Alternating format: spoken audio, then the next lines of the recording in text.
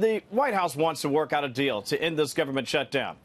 Democrats want to work out a deal to end the shutdown. But the problem is, as you pointed out, border wall funding. So that's why they're here at the White House today, and they'll be talking about it a little bit later on this afternoon. I'll tell you more about that in just a moment. But first, let me share a statement from Sarah Sanders, the White House press secretary.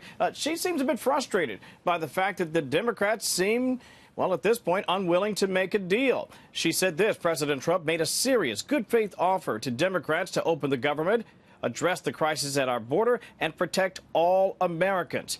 We've heard nothing back from the Democrats, who so far have refused to compromise. Speaker-designate Nancy Pelosi released a plan that will not reopen the government because it fails to secure the border and puts the needs of other countries above the needs of our own citizens. Strong words there from the White House press secretary. Meanwhile, the White House will be a hive of activity today, John, most notably with that briefing, as you pointed out, set to take place in the Situation Room this afternoon around 3 p.m. The attendees, a familiar cast of faces: Pelosi, Hoyer, McCarthy, Scalise, McConnell, Thune, Schumer, and Durbin, each recalcitrant, with federal workers unfortunately caught in the political crossfire. Now, for his part, the president sounds like he might be willing to do a bit of horse trading to solve the problem. He said this on Twitter yesterday to the presumptive incoming Speaker, Nancy Pelosi. He said border security and the wall thing and shutdown is not where Nancy Pelosi wanted to start her tenure as Speaker.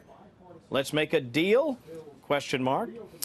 As you can imagine, she forcefully rejected that offer by the president. We'll see if the tone and tenor changes this afternoon. Of course, we'll have details, but for now, back to you, John.